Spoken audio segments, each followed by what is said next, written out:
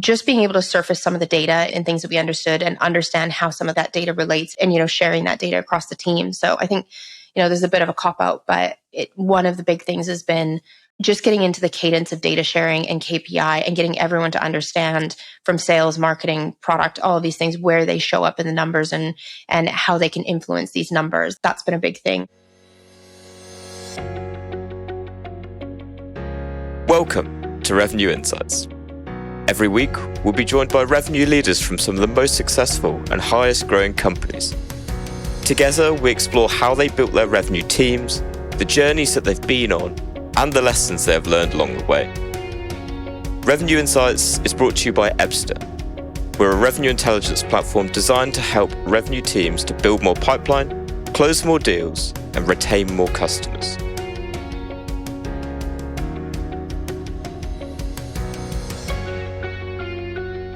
Hello there. You are listening to Revenue Insights. Today, I'm joined by Jessica Wilkinson. She's the Chief Revenue Officer of Swish Fibre. Across her career, she has worn many hats, from PR through to commercial development, and now she is scaling telco companies. So Jessica, welcome to Revenue Insights. Really excited to chat. Thanks for having me. So first things first, you've had a really interesting career. As I mentioned, going from PR, got a really cool route into where you are today. So for our audience, everyone listening, would be great to hear in your own words how you've reached kind of where you are in your career now. Great. Well, I have the most random career path, I think. I started in my career in public relations and really around community development and in the energy industry in Canada. I really focused on media, regulatory, investor. I did a lot of crisis comms at that point. And then there came a point in my career where I was sick of writing press releases about what other people were doing, and I wanted to do the thing. So I was working for an energy company in Canada. We had just started an oil by rail division, and I knew nothing about rail, obviously. But I went down to our new vice president and said, basically, I know nothing, but I'm pretty hungry, and basically take me on a secondment for 6 months, and you can always send me back to media if I'm not performing for you. And in, I think it was 2 or 3 months, he's like, okay, you're not going back. You're going to stay here. And that was really my first taste of what a commercial role looks like. And at the time I was also doing my MBA. So it was being able to kind of learn something at night school and then apply it in the daytime. And it was really around how do we figure out how to profitably move oil around North America, which was having some difficulties at the time. And I ended up on the acquisition team. We bought a rail terminal, and then it was something that was really non-core to our company. It was not anything that the company had ever done.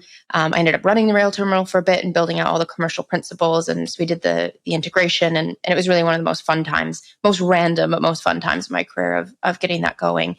And then from there, I moved on into consulting, and that's where I spent a lot more time working across a number of different industries. I went from energy to financial services to a bit of healthcare, a bit of government. I did one telco project back in Canada. And I ended up in a bit of a weird little niche around open banking and personal identity. And when I moved over to the UK to open up the UK office or European office for this consulting firm, that's right, I sort of doubled down on that. And then at the same time, my partner had actually was selling his telco to a company, a subsidiary basically of Octopus Investments. He had to scale from 20 people to 250 people in a year, and I had the weird range of background experience to help with that. So that was my first introduction into telco and jumping in and really, really building the connective tissue around, okay, how do we build everything from scratch in less than a year? And that was from some of the commercial principles to operations and logistics. Basically, what are all the pieces that you need to make a company run? And then I had the opportunity to join one of our portfolio companies, which is where I'm at today. It's called Swish Fibre. And I'm the chief revenue officer. So I lead basically, the commercial aspects of it, from sales, marketing, supporting product, customer care, all of those things into, and then revenue operations, which is the model I set up when I first joined Swish. Amazing. So much in there that I feel like we could dive into. I definitely want to come back to the running a rail terminal, because that's definitely, it feels like a career highlight that I definitely want to touch on.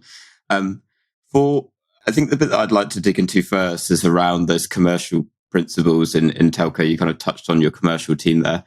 In your words, how would you say it's perhaps different in what is really a legacy industry, perhaps to a technology company or something that is, I don't know what you say is the opposite of legacy, but yeah, I mean, I think the telco market is really interesting in the UK right now. There was a regulatory change a few years ago that basically spawned a bunch of investment. The history of telco in the UK has really been a monopoly, and that's been controlled by sort of one large infrastructure provider. And what they made a regulatory change that allowed, I think there's about 100 to 150 of what they call altnets, who are building a physical asset across the UK. And I think one of the interesting things that I've seen in the market is essentially you have to be a really good construction company first. And you have all of these companies that are going and they're putting, physical like fiber optics in the ground. And then and you do have to build before you sell. And it's a really interesting proposition where you have to go into someone's community, rip up their roads. No one really wants you there, to be honest. They want to take their kids to school. They don't want to be having to deal with road closures. And then you have to go back and try and sell them a product. So it's a bit different from that perspective. And what I've seen across the market, what I think the market is experiencing is you have a combination of these companies have gotten bigger. You've gone from startup mode into scale up mode. And then you've also had to shift from being a construction company to what is essentially a retail brand. And those skill sets, if you've got the right teams working together, can be very complementary, but they're not the same. And a lot of companies that I've seen in this market are more weighted toward construction, and they sort of have I built a thing and they will come mentality, and the sales part is easy. And I think a lot of companies in this sector at this time are really struggling to commercialize that. And that's because it's an entirely different approach. I love that. So let's begin then with, what was the state of play when you first joined? I'm guessing that it was probably in that kind of construction build-up mode. Yeah. So what had happened with Swish is, I think the company started and they had kind of one prototype community, and the sales and marketing team was doing a really good job in that community on a proof of concept, small scale, and achieve what they needed to do. And then all of a sudden the build area got massive. We were in sort of 30, 40 communities almost overnight. And the sales and marketing function just didn't scale in line with that. And then in the meantime, everything is getting more complex, like getting reliable data on the build program and understanding what's going to happen. All of those things that had started to, nothing was really working in sync with one another. So when I joined, there was a lot of pressure from the investor and a lot of pressure that the team was putting on themselves to attract customers and add customers to the network. And I'm almost maybe a bit pedantic going back to first principles. But for me, it was around, okay, there's no quick wins here. There's just doing it right and getting the basics and the foundation right. So when I joined, it was understand what we have from marketing, understand what we have from sales. And then one of the big things for me was what was missing was that, I think of RevOps as that connective tissue of it's basically a team that has a mandate to work cross-functionally and tie all these things together and see the whole picture. And that was something that I put in place. And, little by little, it's worked. We're coming off of I keep refreshing our dashboards. We're basically doubling our sales, our record-breaking sales this month. And it is really cool to finally see these things coming together. But it's taken, 6 months of hard work and bringing the right people in and really breaking down some silos, not only within the teams in my departments. There were some silos between sales and marketing. They weren't necessarily working well together. Now we're going out and trying to work more constructively with the rest of the business, which is a big construction machine at this point. I love it. Okay. The bit that stood out to me, and I'd love to dive into first from that then, is you mentioned the foundations and you kind of alluded to revenue operations role in that. Could you expand a bit more on perhaps 3 most important foundational pieces that you brought in to, in your words, do it right?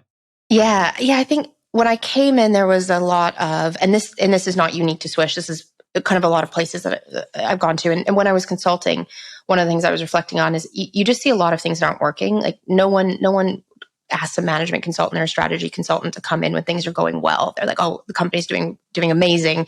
Come in and help us be any better. Like something's pretty fundamentally broken where whether it's a management team or they're sort of like bringing some consultants where we don't know what to do here.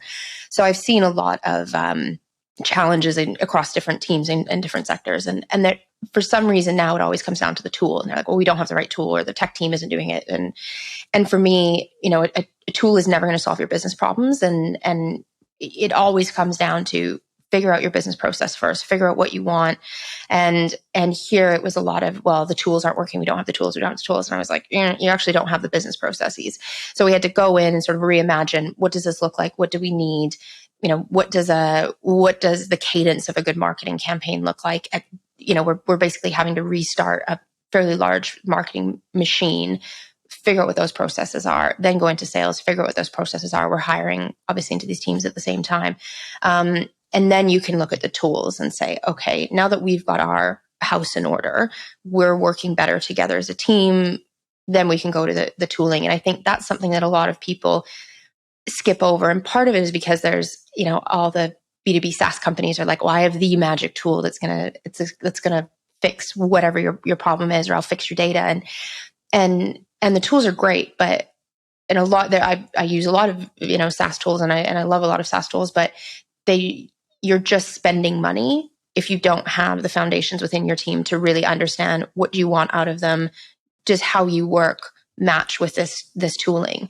And I think one of the big power things in bringing in my head of RevOps has been, and he's fantastic. And I brought in someone who's was in the military because I needed. It's basically like, okay, but he's got a really interesting career too. But I think being able to come in and have a really clear understanding of what the tooling can do and what's the potential, and then being able to be that, not a single point of contact, but be able to run the tech roadmap from the business side. That's been really essential. And as we're growing and as we're transforming and we're basically rebuilding our tech stack, that's something that's critical. But that only works if you've got the business processes in place. So then the question is, of all the processes that you've implemented, what is the one that you would say has been the most impactful? Oh God, that one's really tough because I think there's a lot of things. It just comes down to doing 100 little things right or better every day. I think there's not kind of a silver bullet. I think for me, the one thing that we did was set up, and it sounds really stupid and really obvious, but just being able to surface some of the data in things that we understood and understand how some of that data relates and sharing that data across the team. So I think, there's a bit of a cop out, but one of the big things has been just getting into the cadence of data sharing and KPI and getting everyone to understand from sales, marketing, product, all of these things, where they show up in the numbers and how they can influence these numbers. That's been a big thing. We're sort of in the mess. I think one of the things that is very probably underrated in terms of complexity is always billing processes. So I think we're spending a lot of time with our finance team, and that's really where having someone, the RevOps team is responsible for our operations management and our end-to-end customer processes. They can bring all the teams together. And for me, solving the billing process and getting all the teams understanding what needs to be done in each step and where they fit into it and how they show up and where they see. The other one has been sort of, this is really banal, but order changes. Like there's a whole bunch of stuff that goes on in telco and upgrading and downgrading and changing stuff around. And we didn't really have, and we're not quite there yet, but we're getting there. Really good discipline and sort of hygiene around how we treat that. And it really for me comes down to, how do you make the people who are on the front lines, like the frontline sales executives, the frontline customer care execs, the frontline installation people who are actually going to rock up at your house and install fiber in your home. How do you make their jobs as easy as possible and take the guesswork out of sort of 90% of the situations they find themselves in a day? If you can automate and make sort of all of the standardized of the 80% of the things you're going to experience, exactly what to do. That leaves the mental capacity and the energy and the time to deal with the 10% of, truly weird shit that does pop up. And you shouldn't build for edge cases. You should build for the 80% of just the boring stuff. Absolutely. And I'm not going to drill you anymore on processes because don't worry, you're in the right place to talk about them. I love to nerd out on a process flow. I mean, everyone on my team knows I'm like, okay, what's the process? Write it down. Like, let's get a Miro board and sticky it out. So exactly, and it's often the thing that gets overlooked as well. So often it's particularly a couple of years ago, it was grow at all costs. We'll throw all that out the window. And actually, it's only when you've started to steam ahead that it's like, oh God, I've built I like to refer to it as like building tracks behind you as you go, so that everyone can follow it kind of in your own footsteps, right? So what I'm intrigued for us to kind of dig into then is we've talked a little bit around kind of what is kind of like a legacy industry. So in your role as a CRO and going in, you're bringing in what is a very different approach. And having spoken to revenue leaders in kind of more traditional industries, bigger companies, bringing in change like that always proves to be a challenge. So how did you approach kind of bringing in your way of running the revenue team with key stakeholders within the business?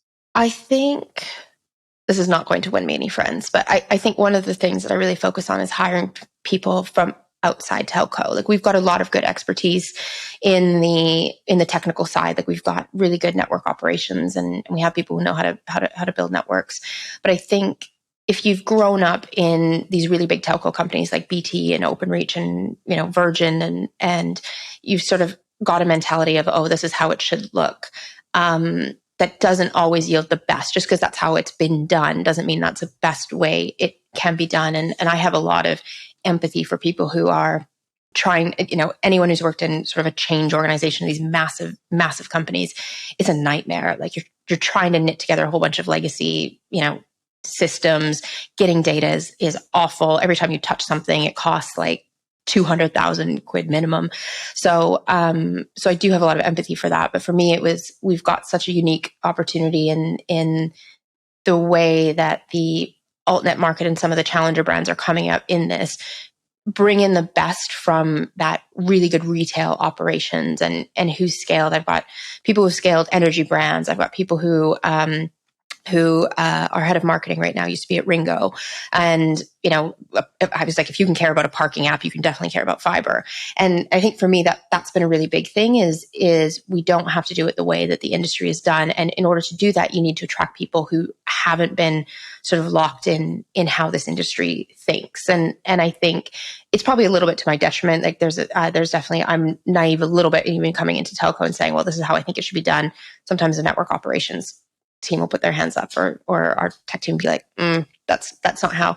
But you need to have that kind of tension of, okay, what's possible, and always kind of push that limit. And I think that's been the interesting thing, is balancing. And it's all industries, right? Like, you always need to kind of inject some fresh thinking and fresh talent, and always look for what industry. I don't look at competitors as, what are the other altnets who are building in our area? I look at my competitors as, okay, what are the brands I want to emulate? What is the feeling that, people have when they build into those brands? And then how using that as our commercial challenge.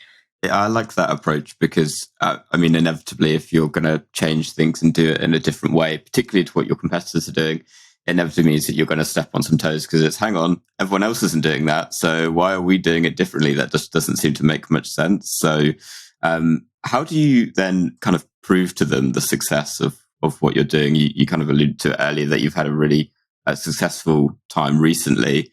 So is it literally, here's the revenue number, that's it? Or is it a little more sophisticated than that? There was... So when I first came in, I trashed sales. I have to kind of give my colleagues on our executive team and our senior leadership team some credit, because there was a lot of like, just trust me, this is going to work. But it's the numbers were not going in my direction in the first few months of my tenure, and for me, it's building those credibility. We talked a lot with our board and our team about reasons to believe, and looking into, okay, what are those proof points? Because I think I had one of the fewest since we started. A pretty bad September was brutal. October was not quite as brutal, but still not the trajectory that we wanted. And for context, I started at part-time with Swish in June. I was still transitioning from another portfolio company. It was like full-time August. So it's not really confidence inducing for a team where they like you bring in someone and then, she immediately trashes the machine that you already had that wasn't really working. So there was a lot of trust that I had to build with that. But, to the team's credit and the board's credit, they gave us, some breathing room and let us build what we needed to do. So a lot of it was just pulling out those glimmers of hope and saying, okay, I know the overall number doesn't look like this, but we're really gaining traction on our inside our direct sales team, or okay, we're able to recruit. We've got we rely on field agents, and we took a very different model than was happening. And you just kind of have to pull those points and say, okay, it is going to show up in the numbers. And then it really wasn't until I would say the back half of November that we really started to gain traction.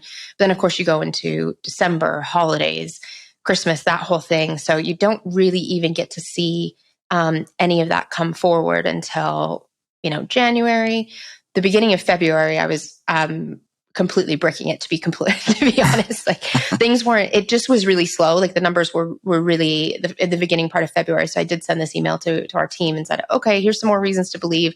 I know the numbers don't look great mid-month. And then we, since mid-February, it's like a rocket's been lit under our team. And now it's around, okay, is this, can we maintain it? And it really is picking up those proof points and saying, okay, it's showing up in the overall numbers. It's showing up in the lead gen. It's showing up in, revenue. We've been playing with products, and there's a lot of test and learning that needs to happen. And we need to be disciplined about testing and learning as well, and actually extracting, okay, when we change the price of this thing, we've seen this volume increase, or we've seen this yield, and how do we capitalize on that? So we're definitely still in a lot of, proof point mode. Is there, you mentioned there particularly around testing and learning. What I was going to ask is, why? Why do you think you've been successful? But what I'm actually really interested to know is kind of within that, is there perhaps like 3 things that you've done that you've found to be, this has really moved the needles for us?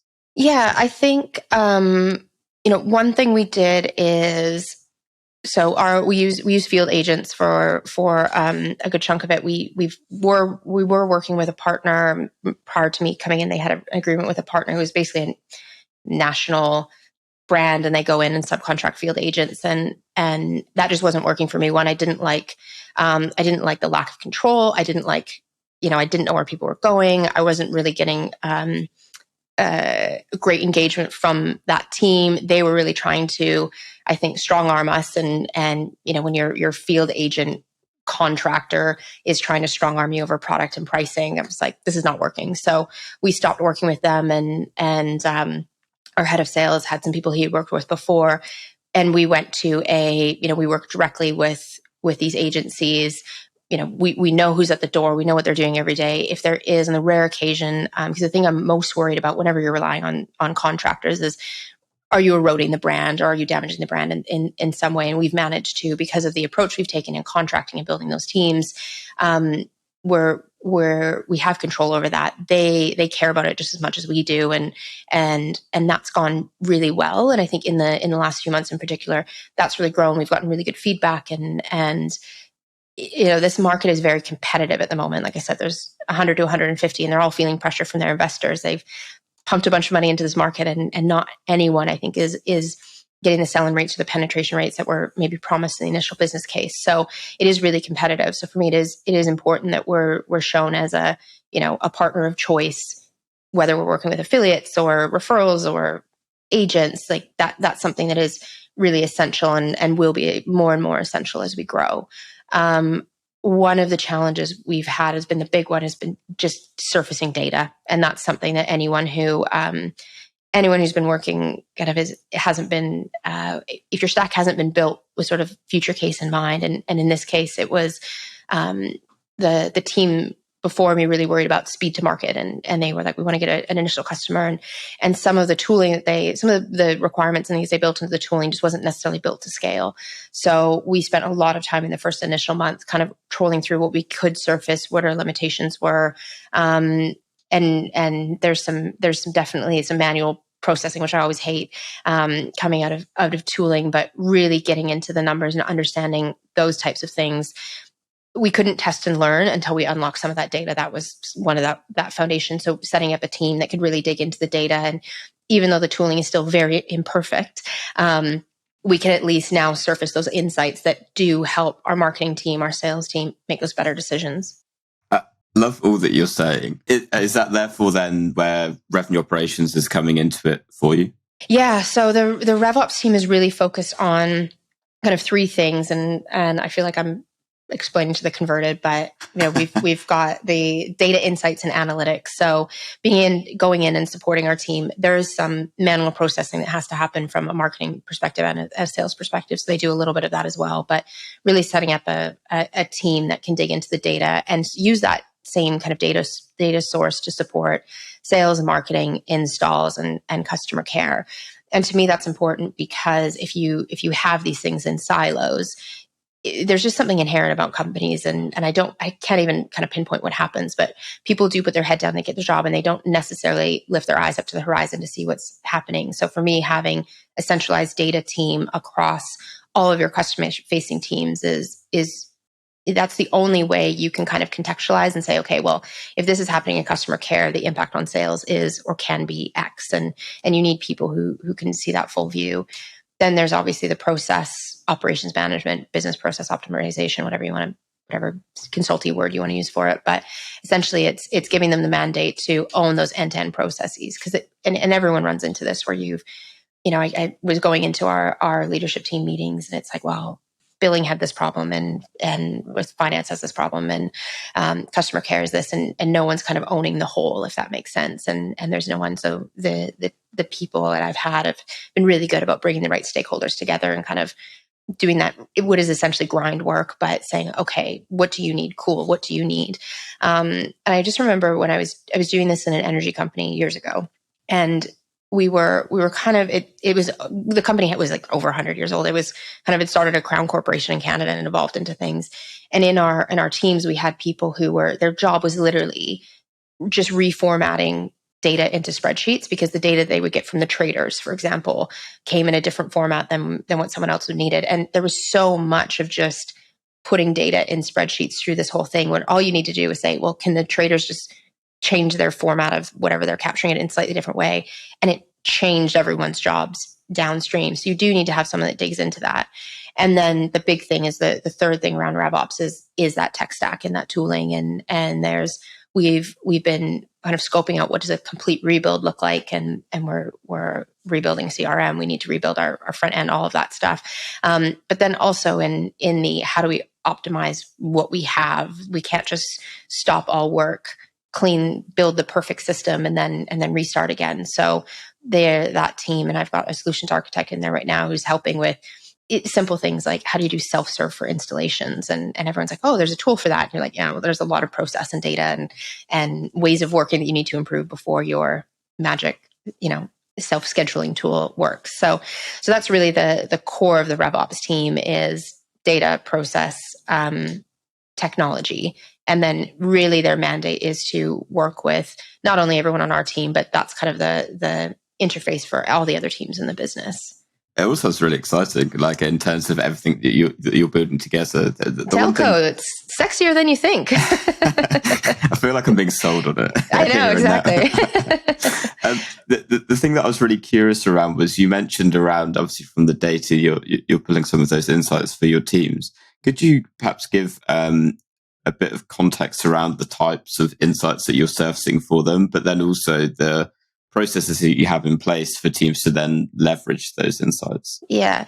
So a lot of it has shown up in marketing. So when the team was going through some challenges when I first got in, and we had they were basically in survival mode a little bit, in very highly reactive with what things needed from the business. So we had lost kind of that regular cadence. So a lot of what we've done is, really simple A/B testing, trying some things, learning. Like there's nothing sexy in it, to be completely honest. But a lot of it is, understanding what creative or what collateral, what messaging works and for the audience. And I think we've been, as an industry, telco has really been sold on that like price v speed, and everything you look at, you'll get flyers from anyone, or everyone's playing in that. And what we've been really playing with over the last 6 months is, okay, what if we didn't play in that market? Or what is that emotional, what is the emotional response to broadband? And so we did a lot of consumer research at the very beginning.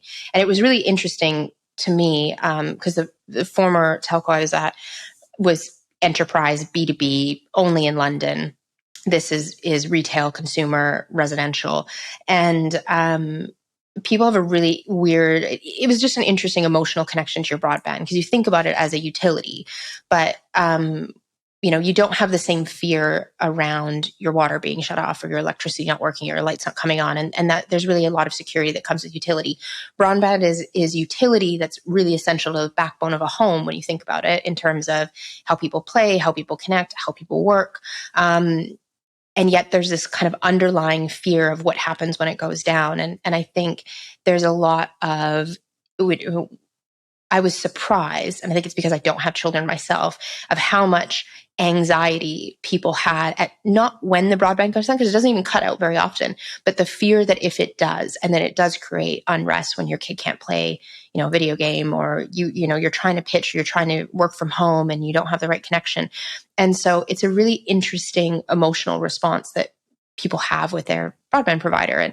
And so what we've been doing a lot is kind of testing and learning different message points and saying, I don't want to just choke price v speed, because no one understands speed of broadband. Let's be clear. Like I work in this industry. I've worked in this industry for a few years now, and I still can't, conceptualize what's the difference between 200 megs and a gig and what's fast. And everyone's like, oh, mega fast and super fast and slightly more faster. And it's really, it's a really confusing market to kind of come in. So we're trying really to strip that back and say, okay, well, what do normal people who don't really want to understand the underpinnings of how their internet gets to them, how do they want to buy broadband? How do we make this easy for them? How do we give them the confidence? Because anytime you're switching broadband providers, there's always faff around install and moving stuff around. How do we give them the confidence that during that install process, like, we won't let them down, there won't be unrest, family members won't be fighting.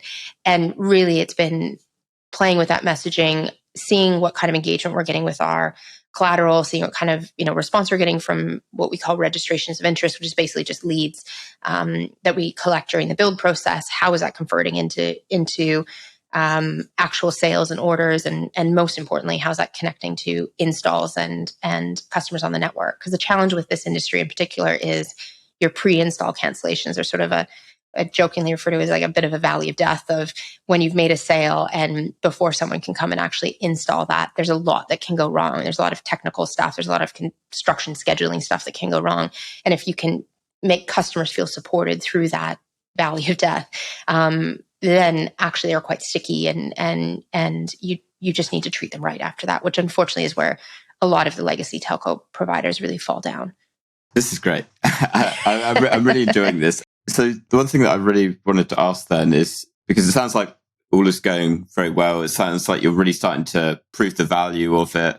And so if you could, so you've been with Swish for, is it 8 months now? Yeah, I think 8 months. If we could wave a magic wand and go back in time to the very beginning, knowing what you know now, would you do anything differently? I would have moved faster on some of our tech builds, because now we're part of a group. So the fund that we're a part of, they funded a number of fiber to the home companies. We're all going through a bit of an exercise to see if we can come together and work together. So that's unfortunately slowed down some of the tech build we wanted to do. So I think selfishly for me, if we would have been able to go faster on some of that tech build, I would have been able to unblock a lot of our systems and tech stack problems. I think I would have, it's a tough one. I think I still would have fixated on the data. When I came in, I reorganized the sales team in a way that made sense at the time. And it was a bit of a knee jerk of, okay, we just need to create a little bit of certainty on that. And I rearranged them regionally, which wasn't quite the right move, but I didn't really have another option, if I'm honest. But what it ended up doing is meant the team over the last 8 months. It's not that they've been massive reorgs, but there's definitely been some nudges and changes in org structure. And I think anytime, and reporting lines and all those things, and anytime you do that, even though everyone does end up in the right place, it does just create a lot of like, uncertainty. So I think I would have done some different things around how we reorganize the team in those early days. I'm not sure what I would have exactly done differently, but I regret any position where if any member of the team who'd been there didn't feel confident or didn't feel certain. And I think for me, my number one job as a senior leader is to make people feel confident and empowered to do the best they can in that role. And that's where whenever you're moving teams around, I think it can be really difficult for some people, because it's not just, a job. It's can I pay my rent? Can I pay my mortgage? Like there's a whole bunch of emotional things that come with the things surrounding your job. So that was one thing that I think I could have done it differently, or I think I could have brought in some people sooner, or those kind of things. I really held out. I did a lot of interviews for marketing and brand, and I wanted to bring in the right people who were biased toward outside telcos, and I was getting a lot of initial CVs from people who were from other altnets or from the other industry. And I was a bit of a stickler and a bit pedantic about like, no, I want someone who's scaled a retail brand before, or scaled something like that. So I think I was maybe a little bit slower to hire some of the senior leadership roles that we needed to provide that guidance. So those kind of are the big things that I would have done differently. And then, I just wish I would have moved faster. I think we all wish we could have moved faster, right? Time seems to be the most finite resource at times. Yeah, exactly. So the last thing I kind of wanted to touch on, obviously, for everyone listening, there's a lot of people that are in RevOps roles, or they're kind of working their way up towards really, quite an aspirational role as a CRO. And it sounds like you've really embodied, making revenue operations and really a data-driven approach to go to market a core part of your strategy. So for anyone that's on that journey, what would your advice be to them in terms of, stepping up to that role as a CRO?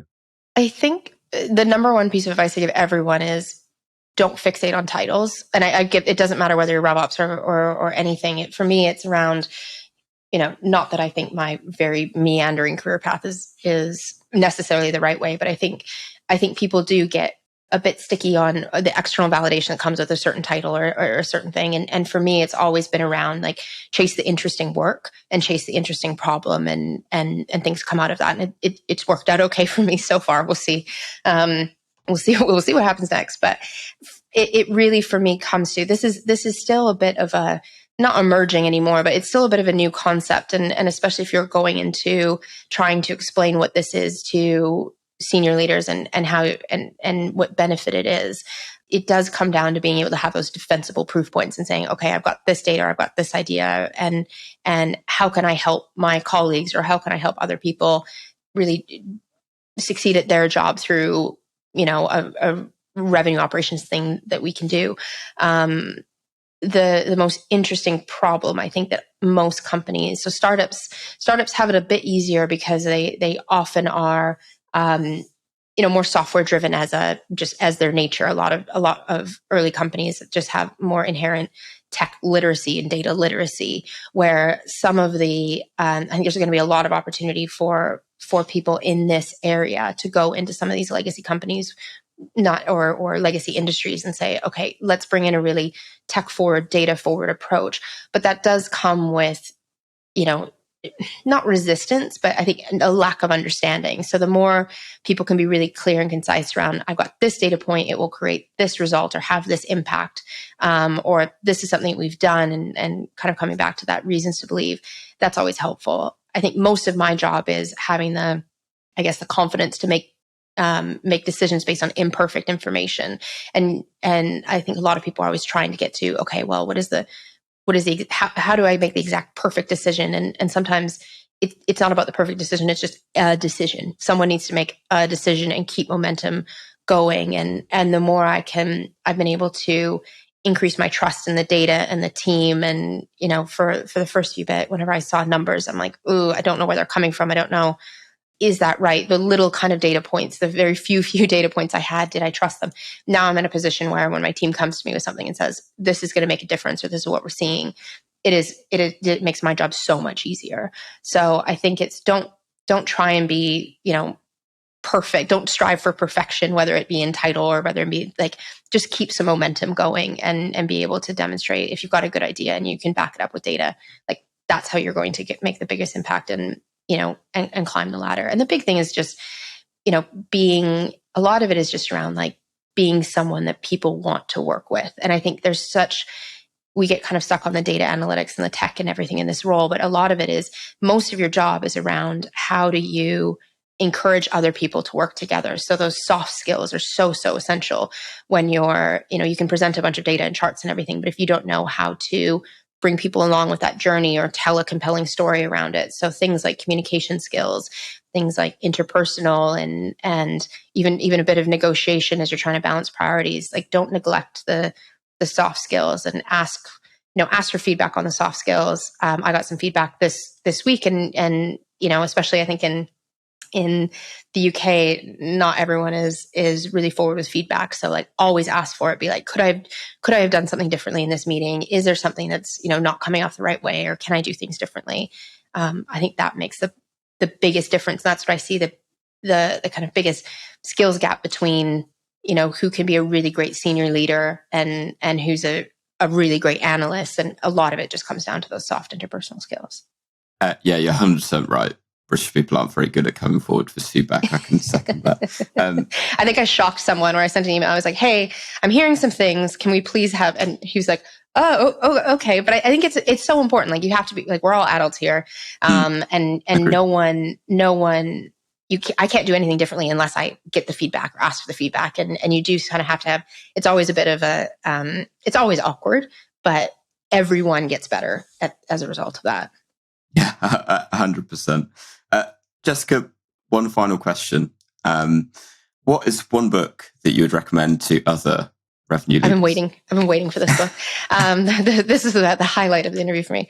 No, I read a lot, but one of the best books I've read it's a book called Range by David Epstein. And it's essentially, I think I like it because it validates all of my life choices, which is probably something I should discuss in therapy. But it's really about how generalists triumph in a specialist world and how kind of knowing a little bit about a law. And it's really just around, I think the thesis is around having more context. I think even and specialists are great. Don't get me wrong. I'm very grateful there are specialists in all sorts of different fields like medical and different things. But you need to balance that with somebody who has that, I guess, the skills and the context of, okay, how do you use this information? How to use this specialism in the best way? So for anyone who's had a bit of whether it's a meandering career path or feels like they're not an expert in something, don't panic. Read the book and you'll feel a lot better about yourself.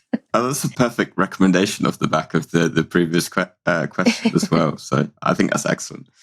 Jessica, it's been an absolute pleasure. I think I blurted out earlier. Really enjoyed this. Really great to get insight into a very different industry, particularly from a UK focus as well.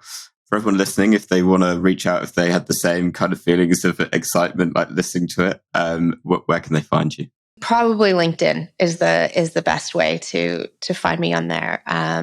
Send me a message. I'm always happy to, and people who have experienced, I guess this is more a plea for help than anything. People who are kind of coming in and experiencing the same challenges, please reach out because I love to get some advice and guidance on how other people are tackling this too. Amazing. We'll put a link down in the show notes below. And well, thank you again. And for everyone that's listened to the episode this week, thank you so much. We'll catch you next week. Thank you so much. It's been a pleasure. Thanks for listening to Revenue Insights. If you want to learn more, subscribe to our newsletter and we'll deliver every episode straight to your inbox. If you have any questions, feel free to connect with us on LinkedIn. Our links will be in the episode notes. See you next week.